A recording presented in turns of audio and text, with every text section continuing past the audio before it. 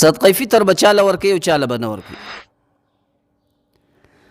خپل اولاد له نشي ورکولی او خپل مور و پلار له نشي ورکولی. اولاد کی خپل اولاد د اولاد اولاد، خپل زوی خپل لور، د زوی اولاد د لور اولاد، یعنی پوتا پوتی نواسا نواسی دسی پخکته پسیزا. او خپل اصول له نشي ورکولی، پلار له نشي ورکولی، نیکه له نشي ورکولی، داغه پلار داغه پلار او نیکون دواړه دا که د پلار د طرفه او که د مور د طرفه دې دواړو له انسان صدقه فطر او زکات نشي ورکولی. سیدانو له هم زکات او صدقه فطر انسان نشي ورکولی. د سیدانو نه څوک مراد دی؟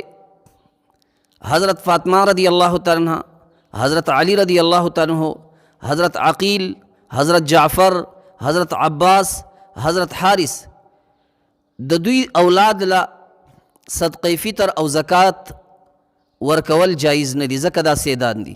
هغه شان صدقه فطر باندې هر هغه کار نشي کولی چې په هغې کې یو انسان او مسلمان مالک نشي.